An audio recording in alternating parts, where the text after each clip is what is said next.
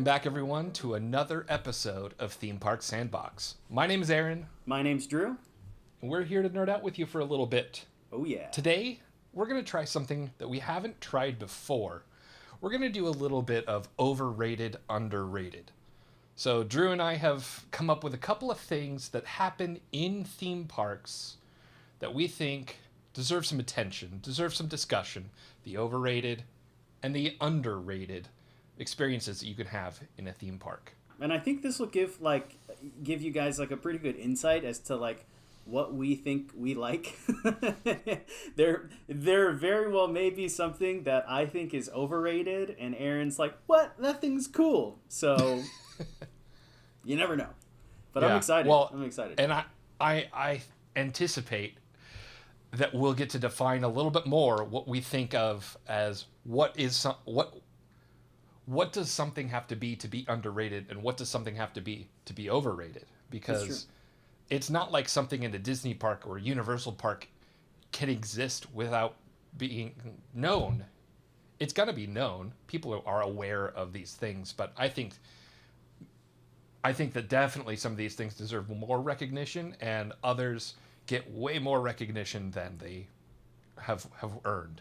Yeah, and then there's like flat out things in some of the parks that shouldn't even be there, but they're there for other reasons. The cringe factor, or the other reasons. The like, it can't not be there for a technical reason or a cost reason or I don't know, but I'm excited to hear. What should we start with? Do you think we should start with underrated or overrated? Let's start with some overrated. Yeah. Let's start with some overrated. Now, before we get started, though, I did want to tell you, I don't know if you had the same experience, but for me, there's a lot more on my underrated list than my overrated list. I don't know about you. I tried to do 1 and 1. So if I came up with an underrated, I came up with an overrated. And if I came up with an overrated, I had to come up with an underrated. Okay. But let's start with overrated. And so this can be anything that happens in any theme park. So the first thing that I think is overrated is at Disney California Adventure. And it's an attraction that recently, because of COVID-19 and the closures and the opening of Buena Vista Street, that everybody is all super excited to see. And to me, that's the red car trolley. I don't understand some people's obsession with the red car trolley. I think it's great and everything, but does it compare to the Main Street vehicles? I don't even think it's even close. I don't even like the seating position. Like the fact that you face inward instead of outward. I'm not a fan. I've only ridden it a couple times. It's kind of like a one and done thing for me. I do like the aesthetic of a red car trolley going up and down Buena Vista Street, but like I don't think it was worthy an attraction to basically hang wires across the entire Buena Vista Street all the way down Hollywood Boulevard. So for me, that's my first overrated. Trying to justify it in my mind, I think that maybe they turned it into a Main Street vehicle style thing because they wanted a sort of theater prop. You know, they wanted it for shows. They wanted it for the aesthetic, and it just sort of happened to work out as a vehicle in the main drag. But if I'm being honest, I've never even really spent the time to be on any Main Street vehicles. Right? So, oh, really? Oh, Main Street vehicles. You've never been on any Main Street vehicles? I mean, I think I've been in the fire engine, but that's probably it. I've never been on the fire engine that's in the wagon, or are you talking about the one that actually drives around? The driven one. I've been in the static one, like the one that would be like the horse-drawn one.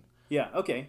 Yeah, to me, like the Main Street vehicles are part of that morning experience, right? Like hearing the honk honk and like hearing the bell from the back of the fire truck, I think to me is like part of the Disney experience when you're there in the morning for like rope drop or something. So to me, it kind of completes that experience. But I the problem is not a lot of people can ride it, right? Like it only fits like 2 parties uncomfortably. Unless you're riding on the omnibus, which is like takes forever to load and goes incredibly slow. Like, you know, if you're using it as a mode of transportation, then obviously that's not it. But I don't know about you, but that's like one of my dream jobs. I'm surprised that you've never ridden in one. I think they're so cool. And like, I could totally picture me as an old man, just like, because obviously by then no one will know how to drive stick except for old That's farts true. like me, right? Yep, So that's true. And even if they know how, it'll be just a pain and no one will want to. right, right. And kids will be like, "Why is that car so loud going down the street?" Yeah. Yeah, I think I've just never been patient enough to try and board one of those vehicles, and it's always been like, I'm at the park, let me get to a line to an attraction that I'm really gonna like want to do today, Gotcha. and I've just never had the patience to board one of those things. So you're like, if you're there that early to be able to actually see one, you're on a mission. You have no time Yeah. to do this. Like, And interesting. if it's a casual day, then I'm probably rolling in after 4 o'clock or something, and They're no not one there. rides no one rides after what, like noon? I think they put them away at like Yeah. just around lunchtime probably. Yeah, So, yeah. So it's I've always got kind of like that A or B mode where it's like either I'm there to have a full day, and that's typically when I'm hosting people at a park. If I'm taking them around and showing them the ropes, uh, that's one side. Or if it's just a relaxing day, like a get there in the afternoon or get there for dinner or something, then yeah, then there's no opportunity. yeah, interesting. Yeah, like so for back to what we're the original Overrated, the red car trolley. Like, so Yes. basically, if you're not even willing to do like the Main Street thing, and they've been a part of Main Street since you and I have been born, basically. Yeah. And you still haven't ridden one, then the odds of you riding the red car trolley in California Adventure is like negative. Then, Yeah, right? Like, yeah, I have not. I wouldn't even know where to board it. I just don't know. Like, I understand having the authenticity of having like the fake power wires that are going Yeah. across Buena Vista Street, but like, to me, the fact that, so back in the day when they had the Pixar Play Parade, there was like one float that couldn't. They had like, I think it was the Toy Story float. They had acrobats that would do like flips and like, I Yeah. guess they were more like gymnastics performers, but they couldn't even do anything. Trampolines on the floats and stuff. There and was they've yeah, got, there like, was like a trampoline, and then there was swinging one. bars and yeah. Yeah, they did like the Summer Olympic style like gymnastic stuff on it, and like basically they couldn't do it for like 30% of the parade route because of those wires. Yeah. And like, I would imagine being an Imagineer that's like, we want to make this incredible grand, parade float. They can't do it because of the wires that by the way don't even power the red car trolley. So to They're me, just for looks. yeah, it's overrated. I think you're right. If they were to turn it into like a parade float kind of thing, where like you see characters with their heads out the windows, but you never actually get to ride it, I'm okay with that. And Yeah. I'm sorry if I offended anybody. Well, let me just start by saying I'm not sorry if I offend anyone for any of the things that I'm saying, because I do believe these things. Okay, yeah. This is heartfelt beliefs. But Drew, I definitely agree that the red car trolley is overrated. So right now we're 1-1. Okay. Yeah, we're on the same page. All right. My first overrated is the classic, or I would say stale, Jungle Cruise jokes. Ah. Overrated. They can be there, fine, but they don't deserve the laughs that they get, because the laughs that they get are ill-begotten. No, I'm just kidding.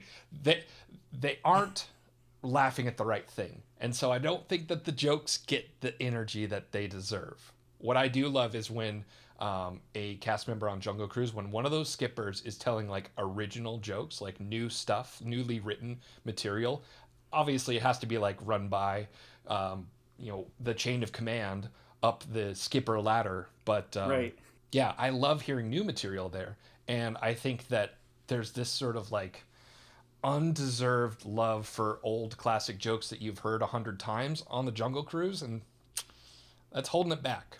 And I'm super excited that they're really updating the experience in Jungle Cruise. Yeah, that's what I was going to bring up. Like, do you think that those elements and the props and the scenes that they're going to add are going to like help kind of lessen the jokeriness of Jungle Cruise, or do you think it'll give them something to joke about rather than just saying lame jokes? I think that it'll improve the quality of their jokes, and I think that it'll improve people caring about the quality of the humor. And so I think that it's only going to do great things. If nothing else, if at a bare minimum, it's going to give new material to talk about, which that's really all I'm looking for. But it's also going to bring more attention to the attraction, and more attention means more people's eyes and ears inside of that vessel. So the jokes are going to get good. They're going to get better. They're going to get more broad appeal. Yeah, I'm really excited for that. What's interesting too is they're sinking a boat, and then the story is that there's going to be actual skippers that are in the scene, right? So not only does it like give them something else to talk about, but it also makes them a certain character. So like I've always thought that, like, I think I agree with you with the jokes. Like when you have a skipper that is like really putting it on, you kind of have to like own it. And the easiest way to make your viewers believe that is to really make yourself a character. And like, that's right. Right. And like, know that like, oh, we're going to go on Jungle Cruise. The skippers are like total, like they're so wacky, like you'll love it. Right. So like giving them like the permission to be kind of wacky by adding them into the story. I agree with that. That's actually that's a pretty good call out, actually. I am optimistic for the future. This is not me saying that Jungle Cruise sucks, because I do love the Jungle Cruise. Right, I love Jungle Cruise too. But those jokes are going to get better, and I don't think that anyone has to shed a tear over it. I think that those old jokes are stale, they're outdated, they deserve to just be old jokes. Well, and it also brings up the question as to like, you know, because the skippers are, from what I understand, they're not performers. They're technically ride operators that, like, that's pretty rare these days. Like the only other attraction I can think of would be like storybook boats in Fantasyland and the safaris at Animal Kingdom, where like there's an actual person operating a vehicle while doing a spiel. Like not even the tram driver does that.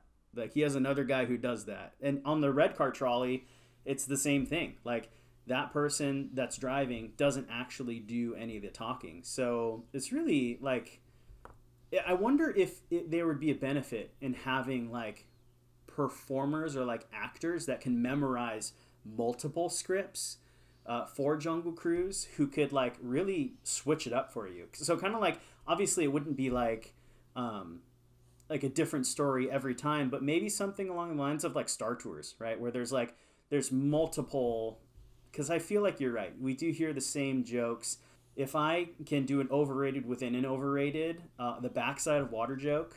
Yeah. I don't get it. Like, I don't get it at all. So people love it though. At least something should happen, right? Something should happen on the backside of water. Give us a reason, like splash us with it or something. I don't know, anything. But just saying like the backside of water, drum roll please, like it falls flat for me personally. But yeah.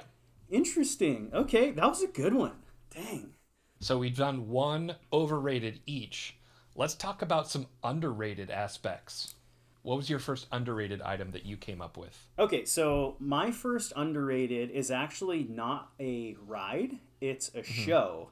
And for me, that show is Turtle Talk with Crush. Turtle Talk. Have you seen Turtle Talk with Crush? I have indeed. I think anyone who has sat through Turtle Talk with Crush, they've never left unhappy. Like, it is such a great show. And I think it's really easy to just kind of pass it by because it's inside the animation building. Like it's a show within a building that a lot of people aren't going to necessarily go in, right? So like Turtle Talk with Crush in Epcot is at the Seas with Nemo and Friends, right? Yep. Yeah. So it's like pretty hidden. It is. Right? Yeah, and it's hidden in the animation building as well. I would say probably the easiest way to experience Turtle Talk with Crush, and I got to experience this, is on a Disney cruise ship, because you are sitting at dinner and Crush just comes by your table. You know, all the walls are screens and he just comes by. Right. That's awesome. Like, and it's just so, that feels organic. It doesn't feel like a show. It feels like, oh, there's just this animated turtle that has swam over here and now he knows my name. Yeah, so for those of you who've never seen Turtle Talk, first of all, please go see Turtle Talk. It's a phenomenal show. It is totally underrated. And I'll give you kind of a lowdown on what it is. Like, Crush the sea turtle is like behind an aquarium glass, and he comes down and he actually acknowledges people in the audience, and like you can ask him questions. He'll ask you questions. He like plays games. It's really really amazing. I think it's severely underrated. Like when you think about it, Aaron, like even if you pay, like it blows my mind that people pay extra money to do character dining. Sorry, oh, that I should actually say that's also one of my overrated. All right, yeah, So save that one. I guess I'm doing both, but people pay money to go see characters while they're dining who cannot talk to them, and if they can talk, like if it's like Mary Poppins or someone who like who can talk, it's like such a short, meaningless conversation, and I mean that in like the most like sensitive way. Like I know that obviously they have a lot of other people to visit and say hi to, but the conversations that you have with them are pretty like, I wouldn't be surprised if you were listening in when they visit the table next to you and they have the same exact conversation. You know what I mean? Yeah. Versus Turtle Talk with Crush. Like, I mean, Crush is talking directly to you. There's not very many characters in the parks that you can talk to directly and they answer back. Like, and ask, you know, they get to know you. I think that's amazing. It's either that or it's the Monsters Inc. laugh floor. Yeah. That's the other similar one to it. But I mean, I'll just speak from my personal experience with Turtle Talk. I went with my niece and two nephews, and one of my nephews was picked to ask questions. Okay. And it blew his mind that, like, right? Crush says, "Hey Joey, good to meet you." Of course in the voice, but he says like, "Hey Joey, good to meet you, bro." Like, and asks a follow-up question, asks where he's from, and like, and then there's also like organic chemistry that's built and jokes. It's like a fun thing for everyone to watch, whether or not you're the person that gets picked. Right. Now, if Mary Poppins compliments, you know, some girl on her dress, but not you on your dress, like you're bummed out. If Crush makes a joke about how, you know, somebody talks about where their hometown is, everyone enjoys that. And it's just like mutually enjoyable for everyone. Yeah, I definitely think it's one of those attractions where like parents are dragged in by their kids and they sit down in the chairs, the kids sit down on the floor, and they're like, okay, how long is this show going to be? And then the parents end up having more fun than the kids. Yeah. Like the parents are like, go talk to Crush, talk to Crush. Yeah. Yeah. So anyway, that's my first underrated attraction, and like I said, go see Turtle Talk with Crush. It's such a great show. Totally underrated. And I think I'll just add to this and or just maybe punctuate it and say Turtle Talk with Crush in California is inside of DCA, inside of the animation building. Right. It's in Epcot in Florida, and if you're on a Disney cruise ship, if you've waited however many months or years it is until those open back up. Yeah. And you're on the third day of dining, and you're in that dining room. Yeah, it's going to be there, so you don't have to look too hard for it. Crush is a pretty cool dude. It's really, really cool. It's worth your time. Definitely worth your time. No matter your age. Totally. All right. My underrated was not an attraction. Well, it involves attractions, but it's a more broad category, and it is the ride song. Whether this is Small World, whether this is Tiki Room, or the one that I was thinking of is Mickey and Minnie's Runaway Railway. Having an in-universe, if you will, the in-ride experience song. I mean, we've got Haunted Mansion, we've got Pirates of the Caribbean, but all of these rides, with the exception of Mickey and Minnie's, those are all very old, and it is kind of like an antiquated idea. And I just think that it's an underrated aspect to integrate into a ride. Yeah. It really like ties in the whole experience between having a visual experience, like a thrill experience, and then sort of a more emotional experience through song. And then you can take that with you. You know, it's really easy to take the lyrics and melody of a fun little song and kind of like hum that tune to yourself and remind yourself about other things that happened in that ride. Totally. Like I think one of my favorite rides that, and like I'm being completely honest when I say this. Like Winnie the Pooh, as much as like that's like a last ditch effort, kind of like squeeze it in before at 11:59 kind of ride. Like I'm always singing like Winnie the Pooh afterwards. You know, I'm always humming it to myself, and it's like you're right. Like I think those are totally underrated, and they make those experiences memorable. Yeah, and it's not anything all that challenging to integrate it into a fun like little fantastical ride experience. But I think it's often overlooked, and I think we've already talked in like 3 out of our last 4 episodes about onboard audio in rides, and Yeah. there you go. Yeah. There's that experience yet again. Yet again. It's part of that immersion, right? It's like it's the soundtrack to what you're seeing. So you're getting all the senses. So you're not talking about like the old stuff like Great Big Beautiful Tomorrow for Carousel of Progress. You're talking like the newer stuff, yeah? I mean, Carousel of Progress, I would consider that a like kind of like on the border, Yeah. because it's sort of bumper music between the experiences, and I'm talking like integrating it into the experience as like a key element. So Haunted Mansion, you come out of the attic and you hear Grim Grinning Ghosts. Like Right. there it is, there's the song, and that song defines that ride. Now, Carousel of Progress, I think also is defined by that song in a like undeniable way. Yeah. But what would the Tiki Room be without the song? What would the Tiki Room be without music? Right. Like that whole experience, that whole show is like centered around that familiar tune. Well, we should also let the viewers know that like both you and I are incredibly musical in the sense that we both play instruments. Even Aaron, show him your shirt. Yeah. So Aaron plays the drums and piano and some other things, and I play drums, a little bit of guitar, and some ukulele as well. So like we're incredibly musical people, and like music resonates with us. We find a deeper meaning than just noise within music. So that could be it too. But Yeah, I definitely think so. yeah, God, that's a good one. Yeah, that's great. All right, so that was our first round of underrated aspects. Let's go back to the negatives. Let's talk about some overrated. Well, I might as well just talk about the one I already mentioned, which is Disney bring it up. character dining. Disney character dining to me is just so overrated. Have you ever done it, by the way? Yes. Like I don't know about you, but like I think I'm so like analytical and like so like behind the scenes focused, right? That it's pretty hard for me to see the character without the person behind it. Yeah. I don't know about you. So like for me to do like a breakfast brunch and then get upcharged an extra $40 just because characters are there is just not something I'm interested in doing. Like maybe it's because I don't have like kids.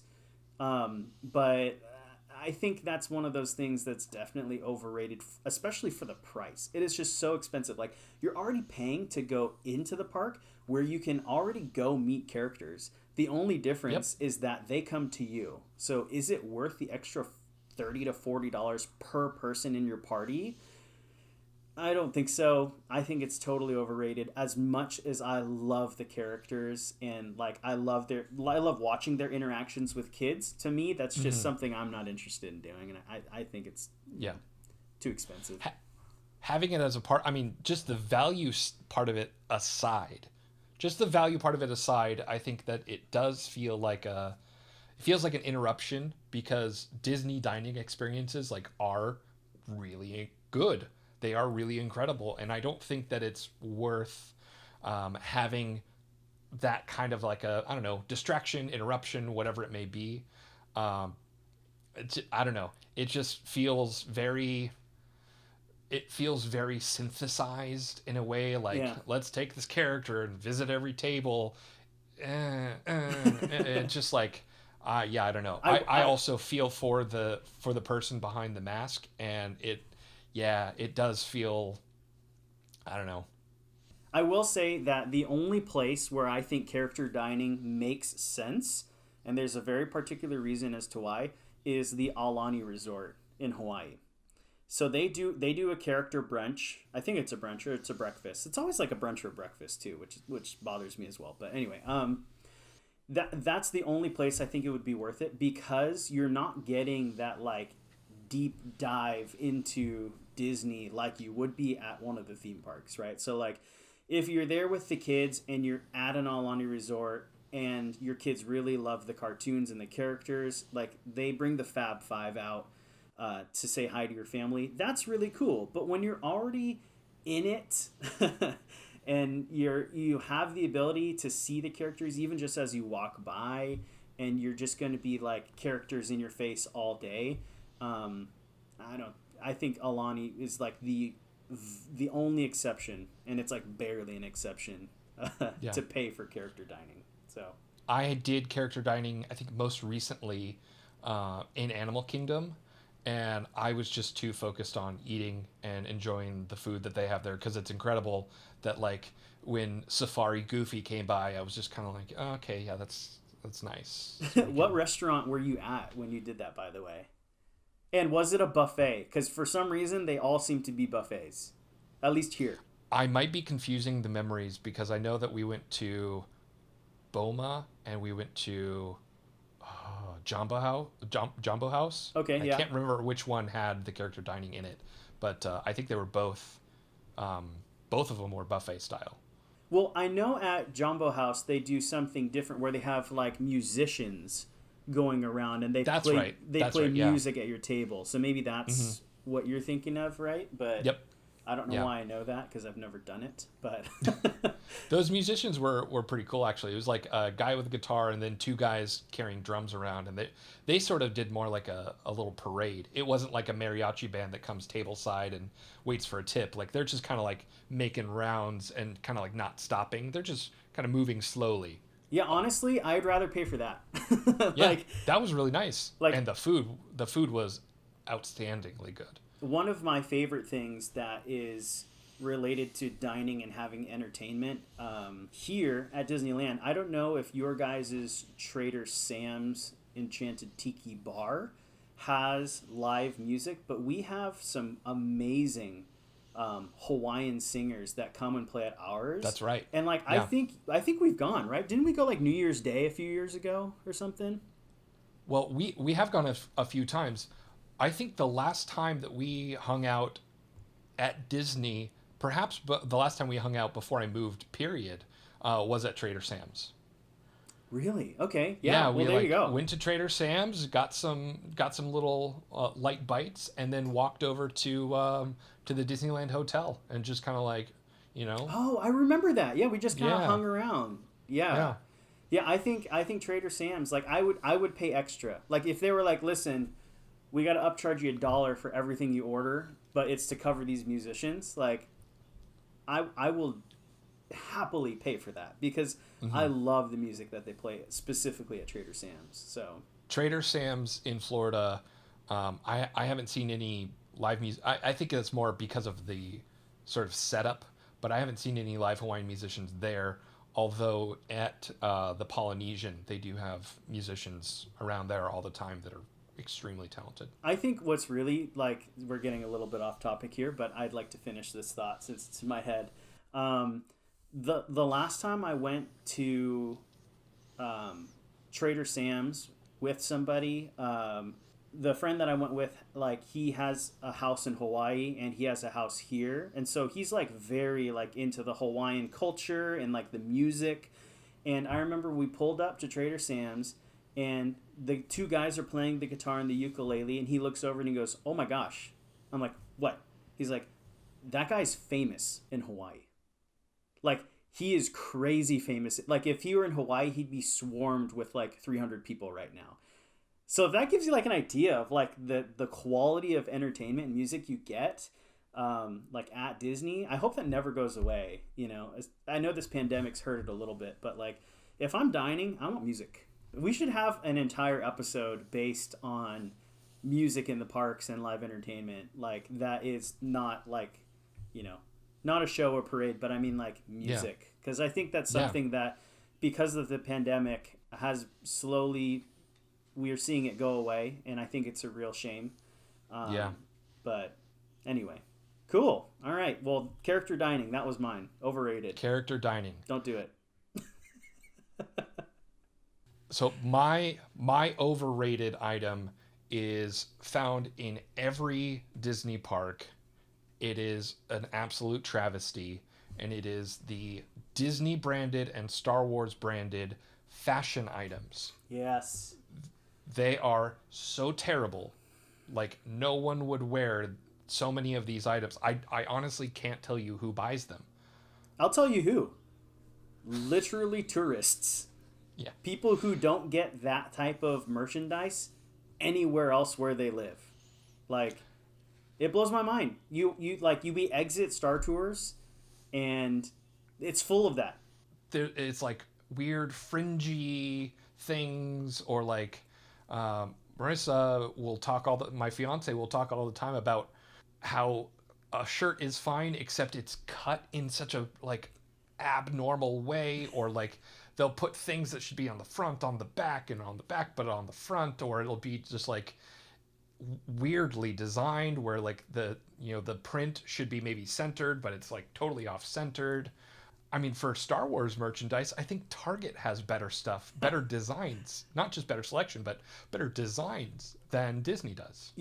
Okay, so when I think of like kind of like tacky, horrible Star Wars Disneyland merch, there's one thing that comes to mind. And please, if you own one of these, I'm really sorry, but I think it's terrible, is the mint green Spirit jersey with the child. With the child? Like, but like, not like... Yes. It would be different if it was like cute, but they like stretched the face and the ears to fit across the Spirit jersey, and like it is. And on the back it just says The Mandalorian. Yes. Yeah. I'm sorry if you own one. It's it's so like strange and awkward to be like the child, The Mandalorian. Dude, bold print, end of story. I see people walking around the park and I'm like, Spirit jerseys are like $70. Yeah. I'd rather go to character dining. And then get run over by the red car trolley. Literally. That's right. Then wear one That's of those. Right. That's right. Yes, so, exactly. Please don't leave if you own one of those. Everybody, you do you. Now, this does not account for like the bootleg Disney merchandise where it's like, a Mickey hand pointing one way and a Minnie hand pointing the other way. I'm his, I'm hers. That has its own level of cringe, and I think it is fairly judged. I think that if you wear that, you know why you're wearing it and what you're wearing it for. I'm saying that the Disney and Star Wars stuff is overrated. It gets way more credit than it deserves because it is a pile of hot garbage. Our last episode, we talked about the new Star Wars store that's that's currently open at Downtown Disney. Yeah. And so I don't know if you heard, but they've started coming out with a new line of products that are like supposed to be worn every day. So okay. I think Disney knows. I think they know that like their Star Wars Disney merchandise is like pretty awful, and that no one in their right mind would actually wear that outside of the parks. So, right. In fact, there's one sweatshirt that I think is kind of cool. It's got like yellow string with like, I think it has Aurebesh on the strings, but it's not that bad. But I mean, some of the other stuff, like what we just mentioned, is rough. And we like Star Wars. Like, this has nothing to do with Star Wars. Like, we love Star Wars. Yes. Like, clearly.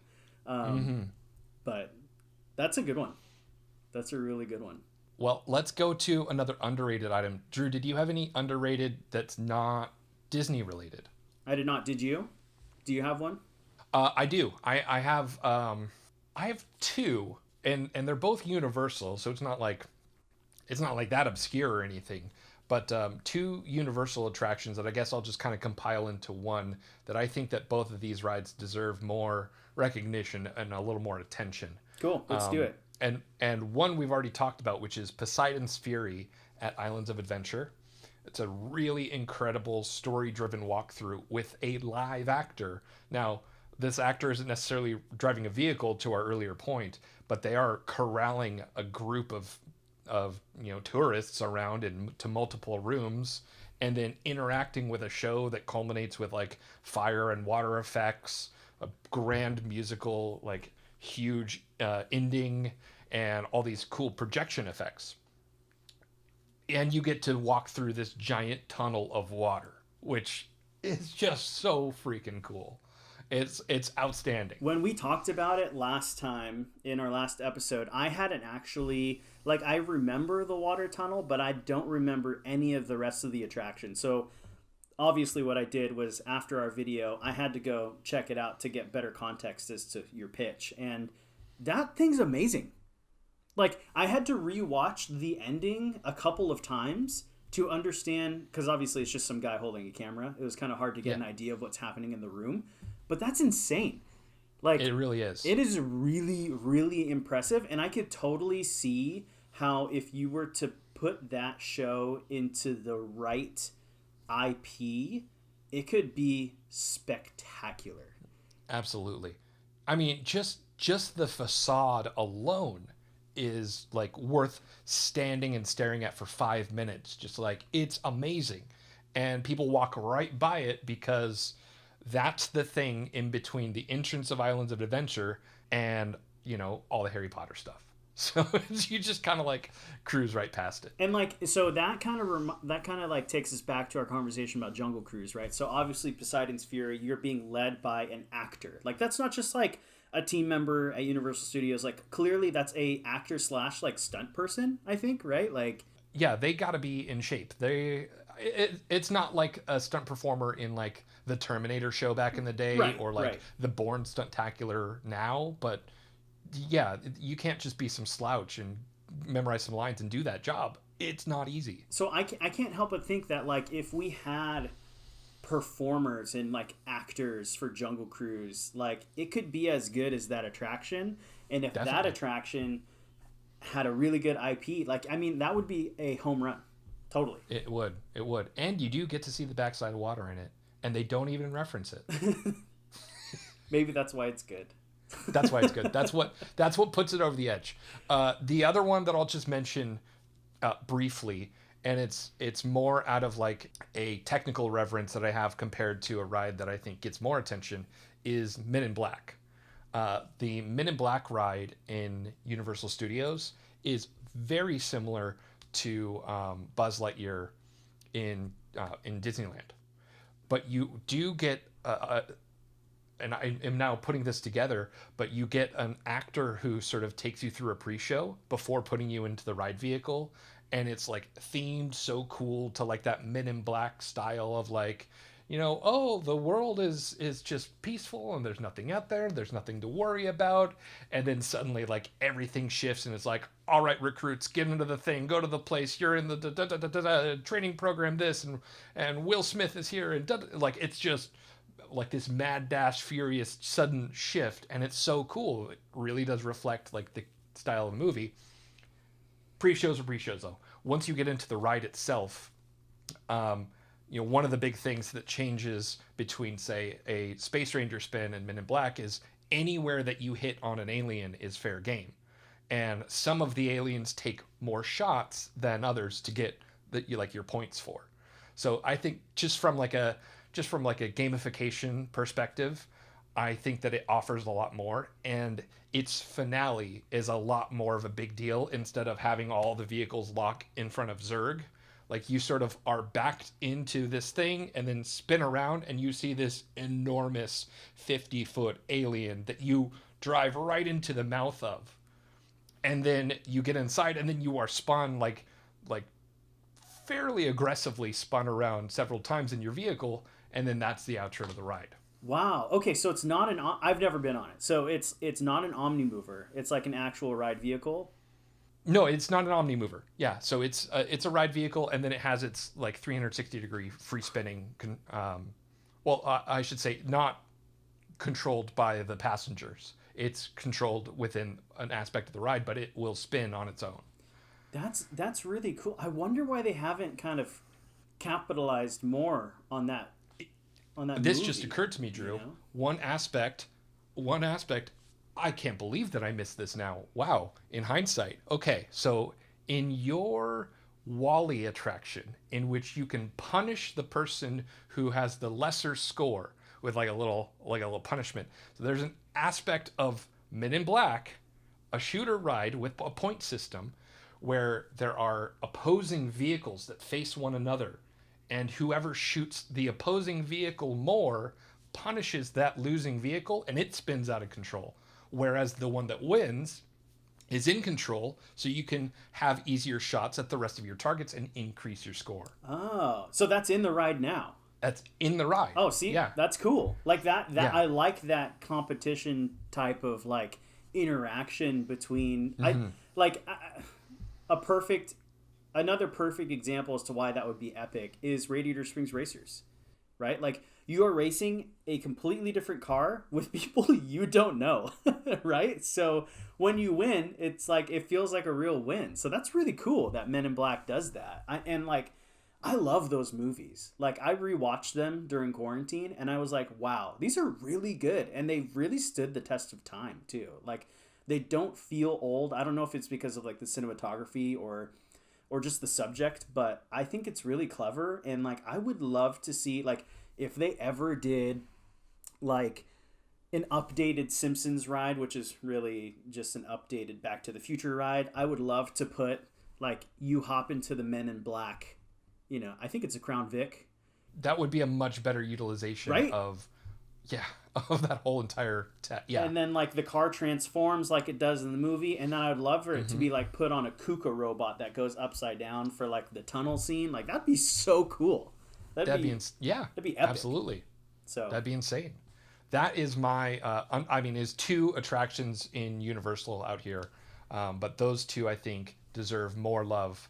One walkthrough and one regular old ride. Well, it's really interesting that you have 2 underrated attractions from Universal because I have 2 overrated attractions for Universal. So they don't have a lot of screens, do they? One of them is basically all screens. Okay, so the first one, I'll do both because you did 2 underrated. Both, yep. Let's balance it out a little bit. So 2 overrated. my first one, and I literally like don't think anyone will disagree. I don't even know the full name of it. What is it? Fast and the Furious. What's the ridiculous name? Family. I don't know. I really don't know. I don't know. They literally should have just named it Fast and the Furious. Vin Diesel says family. Family. Yes. Yes. So the carbon copy of the tram tour ending. Yeah, but regardless of what coaster you're on, it's terrible. I think it's totally overrated. They push it so hard when you're in the lines and at the parks. Like it's like Vin Diesel hanging off of a helicopter sled like Captain America. Yeah. Like it's just totally ridiculous. Let's pause at the helicopter. Okay. Let's pause at the helicopter Yes. because the helicopter and Vin Diesel are the same height. Do you understand why that's a problem? Well, the thing is, the helicopters it's not even like it gets even more ridiculous. The explanation is it's a drone. Yeah, it's a 6-foot drone that he's hanging off of. Okay, sure. I just think like it's such a shame that it was a cash grab. Like let's be real. Like it's a cash grab, and it was a ride that they saw a lot of success because of the King Kong in 3D. However, that's fantastic. So, like the way I like to put it is, Fast and the Furious. I'm so upset that I'm forgetting the name because the name is so terrible. I think it's like Full Throttle or something. It's that bad. I think it's Full Throttle. I think you're right. It's literally we don't research before, if you can't tell. You know what I'm talking about. But the Fast and the Furious, the whole time you're on that ride, it feels like you are in the menu for San Francisco Rush at the arcade before you put the tokens in. Yeah. Like that's how bad it is. And like keep in mind, Aaron and I are like, we are car people. Yeah. You and I met literally at a car meet. That's right. What Fast and the Furious 1, we're not street racers by the way, but what Fast and the Furious 1 is completely based on. Where those characters came from is how we met. Yeah. And like, we are car people. We understand that world, and it hurts me so much that they got this franchise so wrong. I mean, I'll go a layer beyond that. We're both car people, and we enjoy the movies. Like, they're fun. Right. Like, cornball though they may be, they're like fun action movies. They're like a nice way to just shut your brain off for 90 minutes and listen to The Rock talk about like dumb crap, and Vin Diesel muttering about Coronas and family and some weird, like, you know, someone's got to die, but then they're going to come back in 3 more movies and be totally fine, or have no like some crazy, like, it's just like a car guy version of a soap opera. That's exactly what I was going to say. Yes. And I wouldn't change anything about the film franchise at all. It's perfect as is. But they only deliver on half of the promise of Fast and Furious as a ride, because everyone leaves furious. But you do not go fast. You don't. You do not go, like, and it misses the essence of the movies. It misses the essence of car culture, and you don't have any of the excitement of racing. They put cars in the queue that look like what non-car people imagine sports cars to look like. Yeah. They're not actually like, or they'll put like cars that look like they're tough. You know, they'll put like tank parts on the side of an F-250 and be like, this thing is bulletproof. And, well, what's going? What? Or what? Inside of the ride, they have all these the tow trucks, yes, that like hook onto your ride vehicle, and like that's the whole mechanic of the story, is that you're able to go fast because you're being towed by these like turbocharged tow trucks. They're like semi trucks, kind of, right? Yeah, they're like yeah. They're like not even from the movies at all. Like none of it is from the movies. No, not anything. So, yeah, it's rough. And like, I hate to say it, but like, if we were to do the East versus West, like we did last episode, Florida is worse. And the Florida's only worse. reason is because at least the one in LA, you get to see iconic things like, you know, the Back to the Future bell tower, and like you get to see other things, versus like Florida, you're just waiting in line to go on that, and it's not worth it. I mean, typically the wait is longer for just Fast and Furious in Florida than the entire wait for the full tram tour experience in Hollywood. You get to drive by the Psycho House. You get to go by, like, you know, one Bates of the oldest Motel, all those stuff. And I mean, you have odds. I mean, probably not right now, but you have odds of seeing a movie. So I drove by Adam Sandler when I was in one of those tram tours one time. Yeah, like the War of the Worlds scene. You get to see a 747 that's been dismantled to look like it crashed in a neighborhood. Like, that's awesome.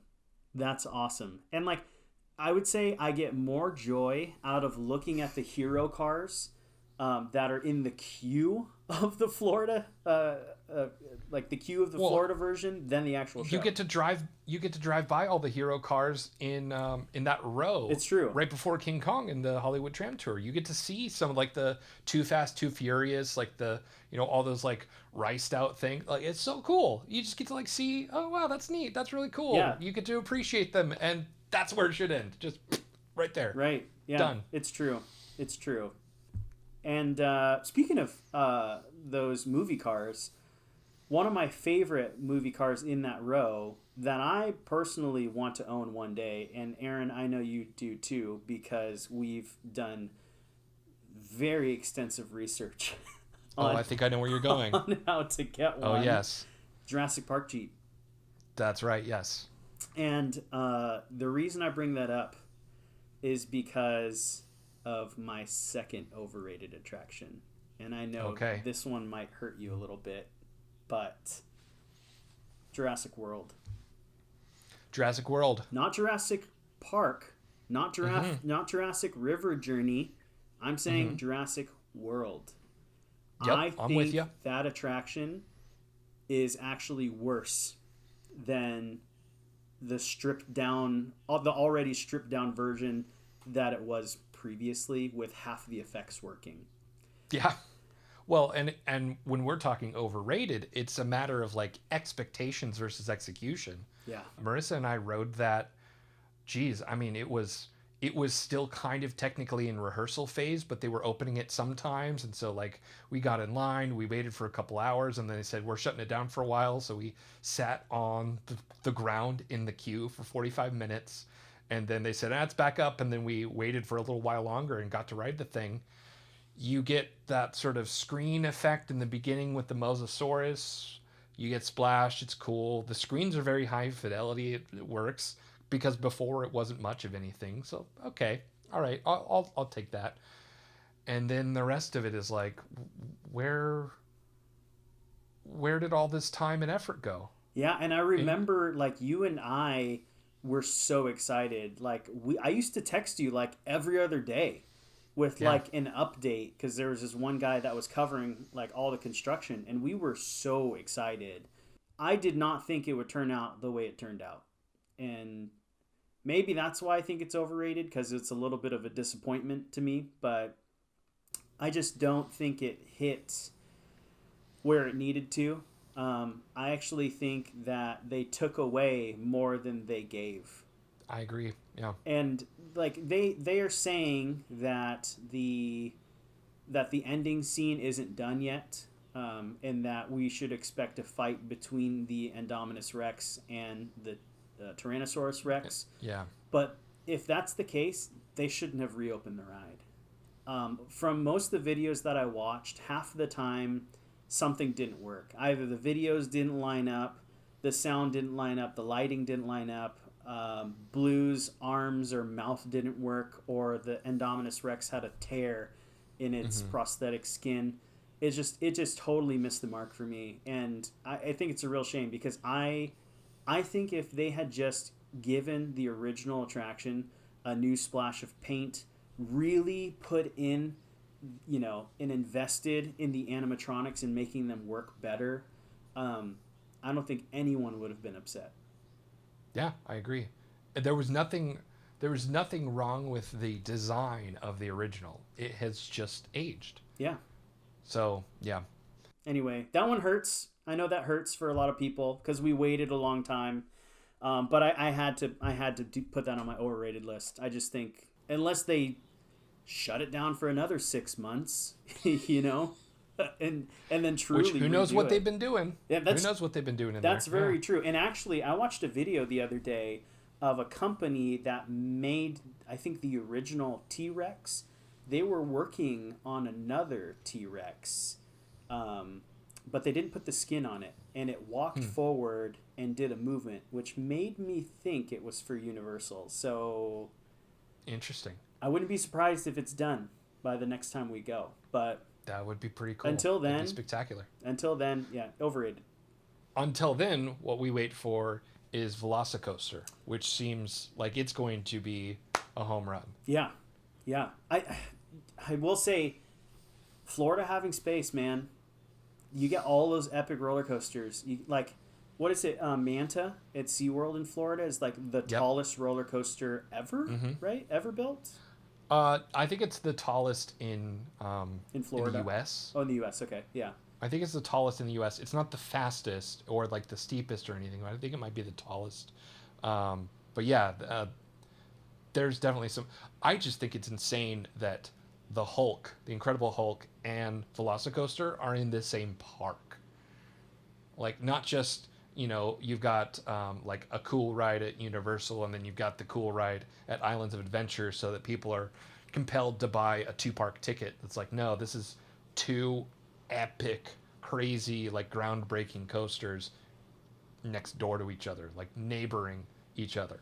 Well, I'm excited for that because it looks, I think as of right now, it's going through testing finally with people, which is like, I feel like at the beginning of this quarantine, I mean, like, all we had was like little concrete, foundations in the ground, and it's amazing how fast that roller coaster went up. I mean, like, it took them a couple weeks to decorate that rock formation in the middle, which looks great. I'm excited for the maneuvers. It looks like it's going to give us a lot of maneuvers in a roller coaster that we haven't gotten yet. So I'm excited to It's ride true. It sort of feels like it's been there's been this like steady progression of rides that Universal's been putting out, and it sort of all felt like a culmination with Hagrid's, where they were able to deliver on a really fun roller coaster that was able to tell a story. And I think they're just kind of taking that and saying, okay, we can now tell the story. We now have the control over the story. Now we're going to give you all of these crazy aerobatic moves that haven't been executed on their own, and we're still going to throw story elements at you as well. And I think that people are, I can't wait to try that thing out. Yeah. Yeah, I heard that they just took down the construction walls like a couple days ago. So The merch is in the shops. Really? You can buy Velocicoaster. You can buy a Velocicoaster T-shirt right now. That's going to be exciting. I think Universal is really stepping it up with their storytelling when it comes to roller coasters. Like, I cannot wait to go on Hagrid's for the first time. Like, I'm just so excited. And I think Disney should really watch their back. Like, they really got to step it up. So we'll see. I think that because Universal drove so hard into these screen-based attractions and people fought so hard against it, that they figured it out. They're like, okay, we understand how people want to be told stories now. Right. And also I think they're also realizing that they're filling a gap, right? Like, and what I mean by that is, like, when you go to Disneyland, when you go to California Adventure, there's one roller coaster. Technically two if you count Goofy Sky School, but there's only one real roller coaster and it only has one little inversion. And so I think Universal's going, okay, well, what can we do differently that Disney doesn't do? Oh, we can give attractions that have way more thrill. Yeah. And so, I don't know. I'm interested now to see how, I think our next East versus West should be with Universal rides. And we can see eventually later on in the future how Disney and Universal thrill, equals out. Yeah, how those compare. Yeah. That'll be interesting. All right, so that was some overrated talk. Do you have any more underrated? Yes. So I have one interesting underrated that I don't think anyone realizes how cool it is, but as I have been stuck at home with a theme park 20 miles away that has been closed for almost a year, I have been forced to watch a lot of vloggers in Florida. And one thing that I noticed about the vloggers in Florida is that they park and then they walk for 40 minutes or 20 minutes, or they have to take the Skyliner, or they have to take a bus or a ferry, right? So my underrated thing is the entrance to Disney California Adventure through the Grand Californian Hotel. I love that. Yeah. I think it is one of like the most underrated cool things that would never ever happen in Florida. Like, that's true. The closest thing I think that you're going to get to that will be the Galactic Star Cruiser.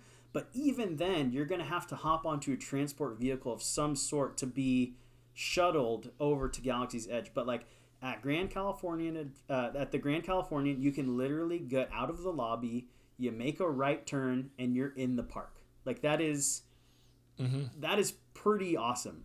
Yeah, it's extraordinary. Yeah, they have that sort of synergy does exist in some of the other countries' parks, and I just think it's incredible. Yeah, Tokyo. But Tokyo is one of those, right? Is that the one Paris you were thinking is the same of? thing. Yeah, Paris is the same thing. Yeah, but you're absolutely right. The ability to get out of your hotel room and not walk outdoors until you're in the theme park. And not only that, but it spits you out into Grizzly Peak, which is like so immersive and so beautiful, and it matches the aesthetic of the hotel. So for me, that's like, man, that's a home run. I mean, that's what Star Cruiser is trying to do, and it did it on how many decades ago? 2 decades ago? Yeah. Well, 25 years ago, right? They just celebrated their 25th that's right. anniversary. So, I mean, if you want a hotel that has quick entry to the park and also has a monorail going through it, which is apparently a big thing in Florida. That's true. Grand Californian does that. It's got both of those ticked. So anyway, that's Yeah. kind of my obscure underrated, but I think it's really noteworthy. I think most people don't realize how big of a deal that is in Disney parks. Well, I've got an underrated. It's not obscure, but I think it's often overlooked. And Marissa and I have started collecting these in particular. But Oh, what's nice is they are free. And so rather than letting these fill up trash cans, park maps are so underutilized. yeah, you're right. And I didn't fully appreciate that because I had gone to Disney as a kid, learned the lay of the land when my mom or dad would pull out the map and say we're going this way. I learned the territory, then go as a pass holder and walk around and find my way, and then you just sort of learn the geography. Uh, then coming out here and having now, instead of two home parks, having four Disney home parks and two Universal parks, not a half hour away, you go from two parks to six parks that you're not familiar with, or even worse, that you think you know your way around because things look similar. Right. Like, it should be this way, right? No, it's that way. And yeah, those park maps become very critical in making sure that you can find your way around. But Yeah. that's not the main thing. Is it's about finding all these nooks and crannies. It's about knowing about Turtle Talk. It's about knowing about obscure shows, and not just where they happen, but when they happen. Yeah. I'd say probably no place more so than Epcot is the map. So, so, so important. And people just sort of, don't worry about them. And the best part is, like, you can get them on your phone now. Like, the app experience on the map is perfect. And with the planning aspects of Disney World in particular, there's no reason not to utilize that map to its fullest. Yeah, that's like really interesting, right? Because like as we get further and further, I mean, like I explained it to someone the other day. It's like you have to like go to a class in order to understand how to use like the Disneyland or Disney World app to its fullest advantage, right? Like you have to truly do research and be an expert. Like, but if you have a map, like maps are totally underrated. They tell you an entire list of attractions like within a land. They're color coded, they're easy to read, and they're totally collectible and they're free. And I truly think that like they're gonna go away as we start to see Definitely. the parks go, more green and go more on your phone.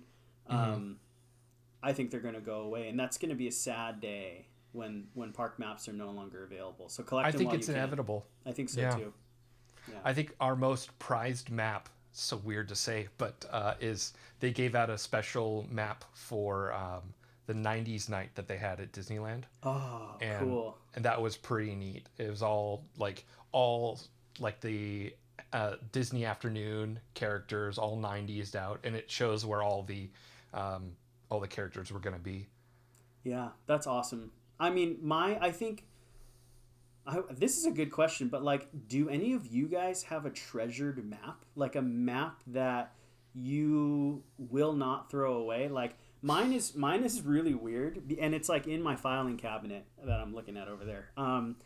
But it's literally the Disney California Adventure map that I got when I went with my dad 2 weeks before the park officially opened to the public.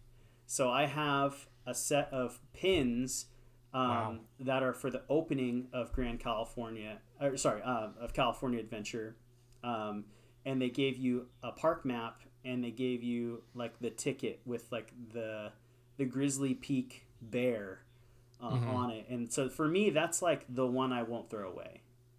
So even though that's probably like I'm sure you can find them on eBay and they're probably worth substantially less. But like, do you have a map that like is so like that you're so like fond of because of the memories of that day that you won't throw it away, right? Like that's an interesting question. I'd like to see everyone's like. Is there a way for them to post photos? Maybe post a photo of your favorite map and tag us on Instagram, Yeah. and I'll repost them onto our story. But I would love to see all the different maps that you guys have kept. That'd be really cool. Yeah, I love that idea. Yeah, at Theme Park Sandbox, tag us. Awesome. That was a really good one, Aaron. Let's see. So I have one more overrated experience in the park. And this one is in Magic Kingdom. Thankfully, Drew, it's no longer anywhere in California. And this is the Country Bear Jamboree. I cannot fully describe my frustrations with the Country Bear Jamboree. The fact that it still exists in such a prime real estate area of Magic Kingdom, that it takes up the amount of space that it takes up with subpar animatronics, terrible musical execution, and really like out of taste humor sensibilities. Like I cannot figure out who that's for. Like, it's not for kids. And it's definitely not like memeified to the point where it's like for adults in like a nudge nudge wink wink way. Like, look at how it just sort of feels like if you found a Chuck E. Cheese that was stuck in 1997 and you visited it today, that's what it feels like. And for some god awful reason, that thing is rip roaring every single day. It just keeps on pumping out the jams. And people keep going. Yeah, that's a good one. I mean, I understand why it's in Florida. Because in Florida, the capacity is so much higher than it is here in California. And I honestly think that Country Bear Jamboree just puts butts in seats indoors. Yeah. Straight up. I think that it's just a symptom of if it ain't broke, don't fix it. Yeah. You could put such a cooler show in that area. I mean, give me some kind of like awesome Western show. Make it like, the Hoop-de-Doo Review honestly deserves that spot. It doesn't deserve to be at like an off-site Disney resort. It deserves to be there. Yeah. The Country Bear Jamboree deserves to be somewhere in the Atlantic Ocean, very deep down. Oh, I think you're from California. We are very picky about our attractions here in California. Yeah. A lot of people felt the opposite when our Country Bear Jamboree was removed for Winnie the Pooh here. Yeah. But I am not sad about it. Watching Complete bear upgrade. Complete bear upgrade. Yes. Yeah. Way better bear. Without a joke. Way better bear. Yeah. Yeah. I will say that it gave us, in our Critter Country area, it gave us the Hungry Bear restaurant, which I really do like. Yes. Which does still fit in the theme of Country Bear Jamboree. But, yeah, I think it's just aged really poorly. If they were to update it, would it increase, attendance? I doubt it. I still think it's a little too long. The fact that you can hear the animatronics' eyes clicking when they blink. The audio is so poorly recorded and old that, you don't really understand what they're saying. And, not to mention that Florida has such an international audience that, most of the references that show makes wouldn't make sense to most people in America, let alone people from other countries. Yeah, I mean, the whole bit of, blood on the saddle and the guy that's, inept and so he keeps interrupting the rest of the show, it doesn't come off as, this silly bit that I think it's supposed to. It just comes off as, I don't know, a poorly executed show. I hate to say it, but the perfect place for all of that whole show to be is Dollywood.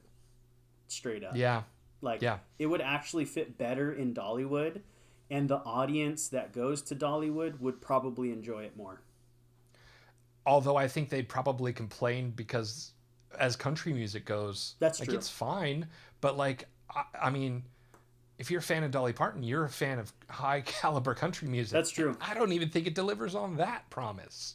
Yeah, that's a good one. That's a good one. Yeah, so I hope we didn't hurt anyone's feelings. Bring Hoop-de-Doo. Well, and I mean, the real tragedy here is the Hoop-de-Doo Review was the longest running dinner theater show, and that got canned. And because the Country Bears don't take a salary, don't let the movie version fool you. Can we actually talk about the fact that IP Pile of Trash has its own movie? I didn't even know that. Does it really? Oh yeah. Remember when like Pirates worked, and so they're like, well, that means that we can make a ride movie on any Yeah. movie, and they're like, well, Haunted Mansion's a gimme, and then they're like, Country Bear, that's such a beloved franchise that everyone loves ubiquitously. Let's do that. So yeah, then they just started making more Pirates movies. Yeah. Yeah. And now they're slowly changing the rides back. Yep, yep. And they're like, oh, okay, maybe we. All right. So I'm going to tell you my last. I'm just going to do one more overrated. And I'm not going to go into it because it's a bit of a rabbit hole. I'm just going to tell you what it is. And I think everyone should agree with me. Don't chew me out in the comments if you don't agree. But Toontown. That's all I'm going to say.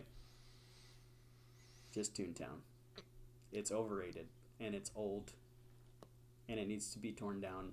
And I don't think Mickey and Minnie's Runaway Railway It's not going to fix it. It's not going to fix the problem. No. And quite honestly, it's gonna shove them further into a corner than they think. Yeah. So If anything, like if Mickey and Minnie's is really awesome, it's going to make the rest of the land look really bad. yeah, It's going to be so much more obvious how dated and how out of touch all of the rest of it looks by contrast. And that's if Mickey and Minnie's is excellent. If Mickey and Minnie's fits in, I feel terrible because the experience in Florida is spectacular. You get to go through the Chinese theater. yeah. Oh, yeah. I will say. So let's talk about this then. I have another kind of interesting conversation that we should go into a little bit deeper next time. But Okay. The duplication of rides in multiple parks within the same country, I think they got to stop doing that. I would have rather had gone to a different planet in the Star Wars galaxy in Florida, where the climate matches maybe something more rainforesty, right? Versus Batu fits perfectly in California. So, same thing with Mickey and Minnie's Runaway Railway. I think going through the theater and breaking through the screen makes a whole lot of sense. I would have rather have had a Mickey and Minnie's Runaway Railway ride vehicle here, but with something like a Zootopia overlay, considering that the showroom or the show building sequences can change digitally. I think why make the same attraction twice when essentially what you've made is a simulator ride, but just with the whole building. I mean, there's all of that ride is, such a huge portion of it is digital assets. It's like you're the Walt Disney Company. You have digital assets at your disposal. Like there are so many other places I'd rather go, like Zootopia, San Francisco. If they that would be insane, right? Like I've always said, like if anyone asks me, like, "Hey, Drew, if you can go to one place, where would that be?" Be like, "Can it be fictional?" They're like, "Sure." I'd go to San Francisco, straight up. I would live in San Francisco. Like I think that would be a really great IP to drop that ride mechanism into as well. So it's a little disappointing, and I don't think it's gonna fix Toontown. So to me, Toontown, like the whole Toontown. I do like Roger Rabbit, but even that is not technically owned by Disney, so I'm not going to count it. All Toontown's overrated. Yeah. That's all I'm going to say. Completely agree. Yep. But yeah, mine was the Grand Californian Park. Do you have any? Should we do a couple more? What do you think? Well, I have one last underrated, and we don't have to go into it in much depth. Not that it has to be every single ride, but I think that edutainment rides are underrated. I think that the value that they can bring and the balance of allowing people to learn things in a really compelling, interesting way, I think that that's a balance that is hard to strike and that Disney does a pretty masterful job of. And there are other parks that do it as well. It tends to be on a conservation level or something similar to that, but teach me something else, Not everything about space has to be Star Wars or rocket travel. It can be something more, just spitballing here. Imagine a Neil deGrasse Tyson ride experience that is about the pacing and thrill of living with the land. Yeah, How cool would that be? You I get to agree. learn a lot. I mean, he has a book called Astrophysics for People in a Hurry, where in about 90 or 100 pages, he explains the entire history of the universe. I think he could do that in a pretty cool, compelling way on a ride as well. I would love to hear his voice do it as well. His voice would be perfect for it. Like, Absolutely perfect. I would agree. And I'm trying to think of any edutainment rides that are at Disneyland or at Universal Studios. The only one I can kind of think of would be um, going through the Grand Canyon in the railroad and then going back in time to the time of the dinosaurs would be Yeah. some sort of edutainment. But I think Disney World, I think you're right. Disney World nails it. And yeah, they do a good job. Living with the land is just like, I remember going on that ride thinking like, it's hot. I just want to go on a water ride. This one's short. Let's do it. And I was like Yeah. blown away at how good it was. It's a little Yeah. aged in some areas, but like that can be updated pretty easily. And I think there's a reason why my pitch for Tomorrowland and having such a strong feeling of conservation and like protecting our planet is so valuable, and it fits even with Wally, you know. Yeah. Absolutely. So Yeah, I think that it's a difficult balance to strike, and it's something that should be sought after at least kind of like once per park. I'm not saying that you need to replace, Guardians of the Galaxy with a drop tower that explains gravity. What I am saying is like just putting one little element to something in there that is relevant to the idea that surrounds either the park or the land, and that kind of can tell a story and be cool and compelling, and also be that spot to cool off on a hot day and relax and take like a little bit of a different turn from your high thrill experiences or like more emotional shows and other things like that. I think you could also argue that that's what Walt Disney did in the beginning. Like a lot of his ideas were based on edutainment. Epcot alone, the experimental prototype community of tomorrow, the fact that he added in those videos before your regularly scheduled programming is a form of edutainment. It even if it's trickled in a little bit, I think it's really important. So I agree with you. I think edutainment's really, really cool, and I'd like to see it more in parks for sure.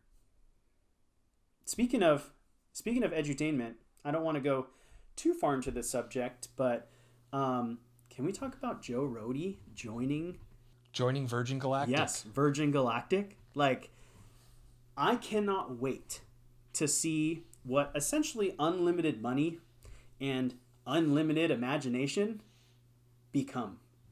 I think Joe Rohde is definitely noteworthy if we're talking about edutainment and true immersion. I cannot wait to see. Let's just back up a step and say, Joe Rohde. What is Joe Rohde responsible for in the Disney parks? Animal Kingdom. Like the theming to 11, Animal Kingdom. Just look at Expedition Everest. Just look at, just walking around and looking at the utter and complete immersion that you have. And then look at what happens with, talking edutainment, the whole conservation station. You hop on a train and you get to see the like the ecological aspects of Animal Kingdom that are completely like back of house stuff that they're very proud of, and rightfully so. Yeah. Now there's a whole Disney Plus show all about it, and it's a incredible. good show. That man getting to work in sort of the tourization of space travel, I don't even know where to put my brain as far as like, where do I start imagining what's going to happen? Yeah, I get chills thinking about it. I genuinely do. Aaron and I, you should also know, are huge into space and space travel. We've had opportunities to tour the SpaceX facilities where they build rockets. That's right. We are huge fans of, of space travel in the future, and like it's like our two worlds have combined. If you think about it, It really is. Like Yeah. you and I are all about like conservation, space travel, cars, theme parks. I mean, all of that stuff combined. Joe Rohde with Virgin Galactic is going to be like incredible, and I hope one day you and I get the chance to go into low Earth orbit. I just think it would be an incredible experience, and you know, that's the greatest form of edutainment experience. What I keep going to is I don't know why you would need to theme up space travel. Like, I don't know why the process of launching and then looking out the window and staring at Earth, if that's not enough for you, what is? I agree. And that's his challenge, is like, okay, so what is beyond looking out the window and saying that's where all of human history up until this point has taken place? And he gets to now imagine the phase after that. That's, I mean, that's out of this world. Yeah. That's out of our realm of understanding. Yeah. I can't wait to see what he does. But yeah. Joe Rohde himself is underrated. The only thing that I'll say about that is that he did get away from Disney without fixing the Yeti. And for that, I will never forgive him. I'm a little... I think Floridians were like, oh, good for him. Wait, what? What about the Yeti? Yeah. That's like your friend who owed you money and you're like, oh man, good for you. You got that job. Wait a minute. You owed me $20. You said you were going to do this thing. You said in front of a lot of people that you were going to make good on that. Yeah. Anyway, I hope something happens with it. I hope he handed the torch to somebody to handle it. I certainly hope so. Yeah. I mean, there's an inevitable time where they'll have to do some work on Everest and they'll be able to get in there and work with that building. But yeah, it's a ginormous, heavy, complicated machine built into a building, suspended. Hey, but you know what? If you've been on the Frozen ride, electronic servos for animatronics is on its way up, and it's pretty dang smooth. So we'll see. Who knows? By the time they decide to fix it, we might have some pretty epic moving electronic animatronics. That's true. That weigh much less and displace way much less weight in space. So we'll see. But that was it's funny that the problem was not actually the animatronic. The animatronic functioned perfectly. It was too forceful into the building. Right. The building was collapsing underneath the force of this perfectly crafted robot. Yeah. So epic. So epic. Well, anyway, Aaron, this was really fun. I don't know if you had as good of a time as I did. I think we came up with some like really, really creative, underrated, overrated things that we just walk by every day when we're at the parks and we don't even realize how cool they are. So I'm excited to do this again. Maybe we should throw like another theme on it. Maybe we'll cover some restaurants maybe next time. I think that'd be kind of cool. That'd be cool. Yeah. This was fairly broad. We got to do it with some broad strokes here. We got a little bit, into the nitty gritty at times, but definitely putting a little bit more of a thematic spin on it, I think would be good. It'll ground me at least. Yeah, and we want to hear your guys' overrated and underrated attractions as well. Like I said, Aaron and I are both from California, although Aaron does live in Florida now. Don't hold it against me.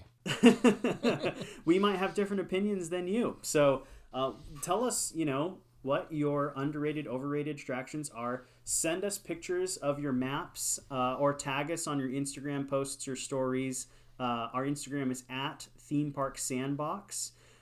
Pretty simple. You can also, forward this to your friends. Maybe you and your friends, your closest theme park friends, actually have different opinions than you think they do, even though... I bet they do. Yeah, I bet they do. Aaron and I sure did. So even though we aligned on a lot of things, we still disagree with some stuff. And don't forget to like this video if you enjoyed it. If you got all the way through it, thank you so much for watching. And subscribe to our channel. If you want to see more videos like this, it really helps us to let us know that you're enjoying what we're doing. Don't forget, you can also listen to us on the go. Anywhere that you listen to podcasts, we can also be found there. Awesome. Well, Aaron, thanks so much. This was really great. I had a really great time, and I'm excited for the next episode. Same here, man. Great to see you as always. 5 episodes in. Woohoo! Loving it. We did it. All right. Thanks, guys. See you guys later. Bye.